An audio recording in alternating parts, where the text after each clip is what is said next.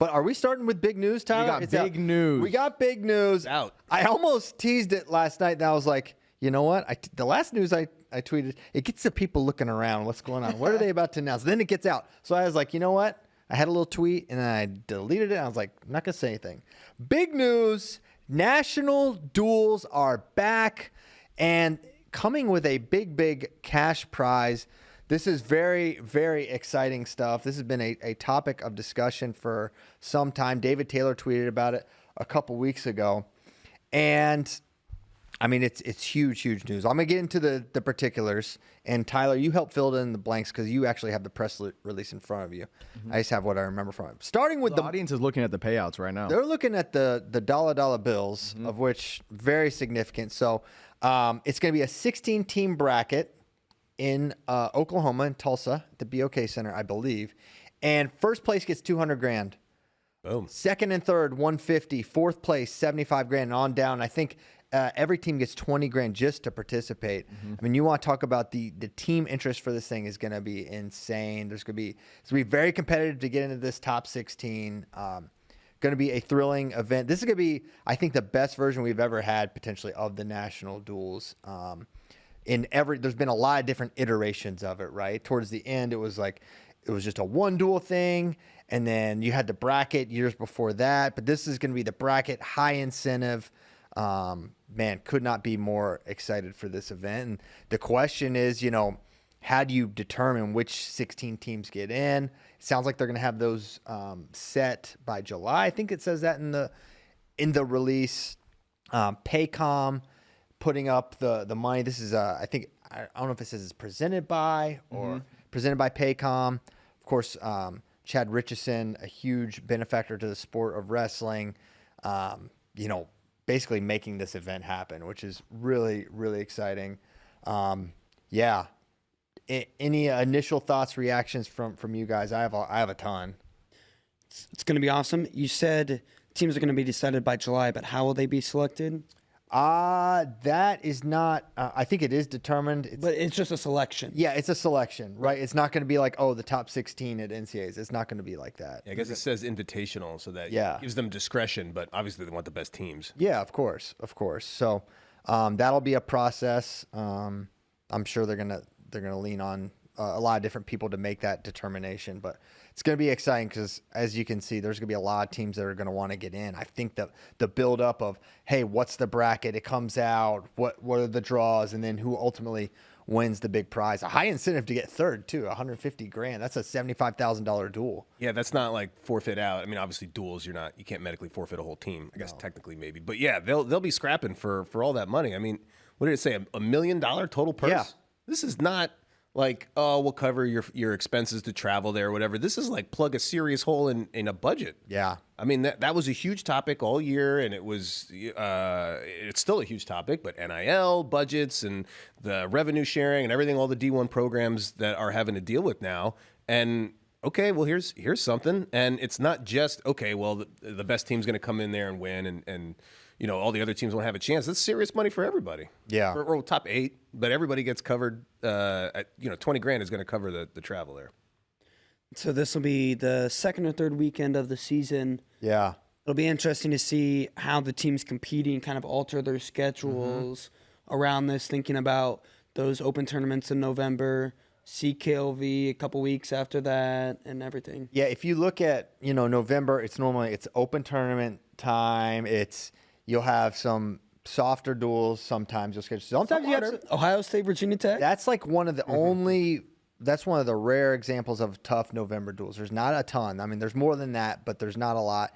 So I think it is the perfect timing. Iowa State too. For an event like this. That's like early December, late November. So this would be November this couple weeks after this if they're going for the second week. So I mean, it's definitely extremely significant. Very excited for this event. Excited to see who gets in, and yeah, I think this is what people have been asking for. This is what fans, they want to see. Dual competition. They want to see. We see it too, right? When we cover dual meets, people get excited. They can get behind it. They understand it. It's not the complex. I love tournaments, but we're wrestling degenerates, right? Like, the normal fan, like a dual meet is very palatable. It's 2 hours. It's 10 matches. It makes a lot of sense. And there's that. And what another advantage for dual meets is the variability, right? One match, one guy saving a bonus point, one wrestler pulling an upset can drastically shift a dual meet. If you do that in a tournament, it's just a drop in the bucket, right? But in a dual meet, it really matters. So, and I'm thrilled for it. Yeah, if you have the upset of your life in the first round of the NCAAs, that's awesome. But the chances of then repeating that a whole bunch of times to really to get a top 8 or something, it's much harder, to the point of it almost never happens. But if you do that at the right time at a dual meet, your whole team, everybody behind you, all the supporters, they're all going crazy, and you'll remember that forever.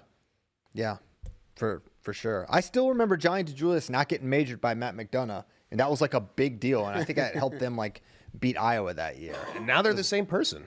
and now they're the same person. That is a full circle experience there. Yeah, I have not seen that movie yet. We'll have to do a watch and a talk through. I want to watch it too. David said it's probably not appropriate for my young children.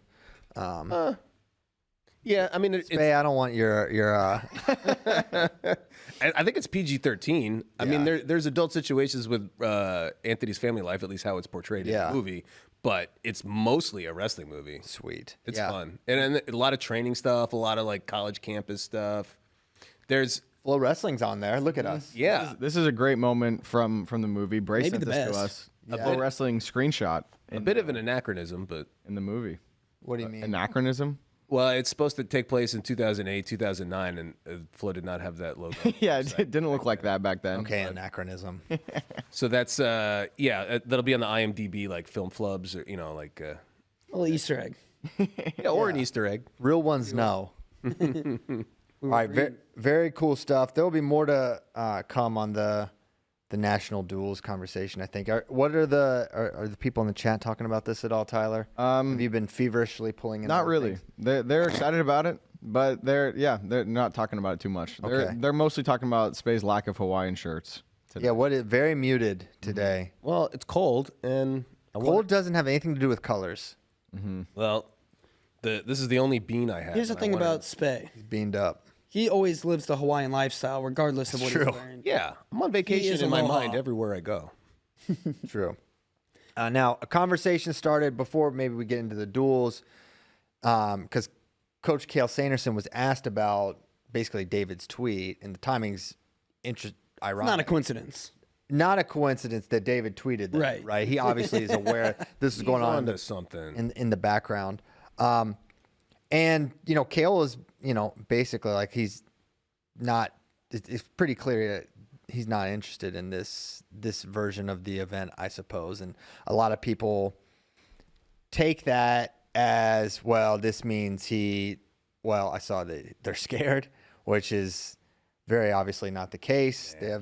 They have a juggernaut of a team that would be favored in basically every version of wrestling events that you could create,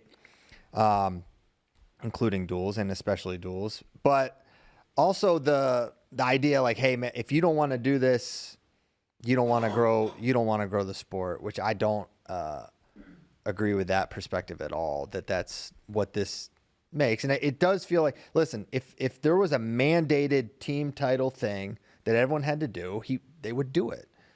For them, they don't see the upside or the benefit to their team. And it's a little, when people try to, like, I don't think shaming Cale or teams that don't want to be involved with this is like the method to getting their involvement. Like, shame is not it's not one, I don't think it's operating in like good faith, but two, it's not helpful.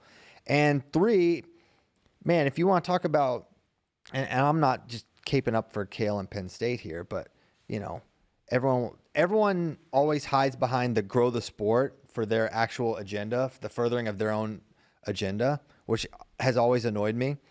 And in this case, it's like, well, they don't want to do it. Okay, fine. But it's a little bit, when you shame them, like, you're kind of discounting all the incredible positives that their team does bring to the sport. Like, This is a very, very entertaining product that they put on the mat. You maybe want to see them more. I don't disagree with that, but I don't think, making, Kale a villain in any way it just doesn't make sense to me personally. Yeah.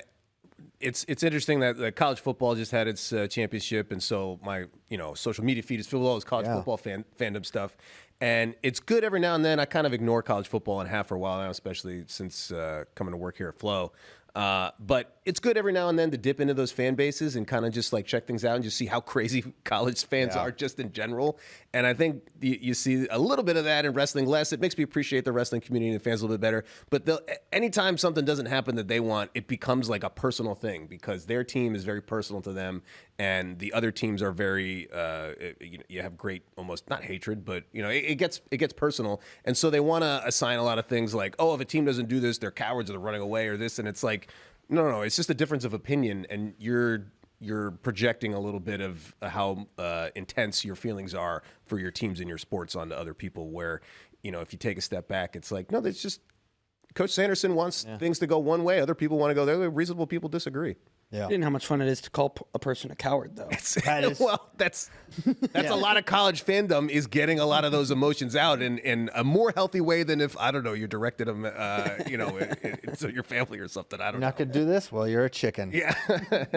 And yeah, it gets a lot, it gets rather fierce in the college fandom. But I'm pumped for this, and I totally understand if coaches don't want to participate or they think things would be better a different way. That's fine.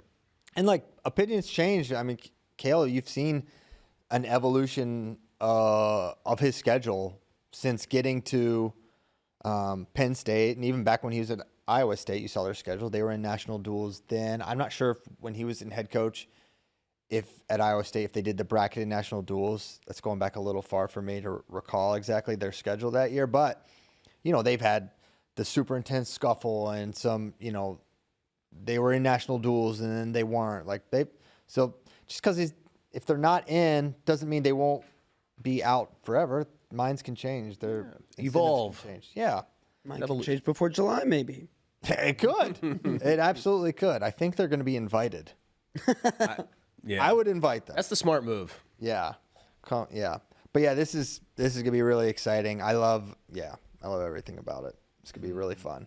It's going to be awesome. All in one weekend or one day or what's the? I think it's over 2 days. 2 days. 15th and 16th. I think. Yeah. Oh wow, nice. The press release said. Oh, He's already 15 and 16. 15th and 16th. Yep. So that means 2 duels per day, right? And a 16-person. Well, and if you announce it in July or have most of it or as much as you can, and then the season starts and everybody gets like one competition before that, so you get to see some lineup. I mean, the hype is that's a great way to build a hype for a November event of that magnitude. Yeah, and hopefully they wait to announce the bracket till a week before or something. Let the teams shift around and do a full, Oh yeah, let us get those whiteboard wars going. Oh yeah. One of my favorite towns of Tulsa as well. Tulsa's a good town. Big Tulsa, baby. Tulsa is fun. Yeah. Underrated. Bach Center. Green country. Bach. I always call it BOK. I like calling it Bach. Because you like doing a chicken impression. Is that okay? Bok, bok, bok, bok. Yeah. Oh, wow. Okay. Okay. Is that a chirp? I don't know what. Did you say? Call me chicken? Say the way you say the BOK. Call me a jive turkey. But multiple one more times time. in a row. Well, all right. All right.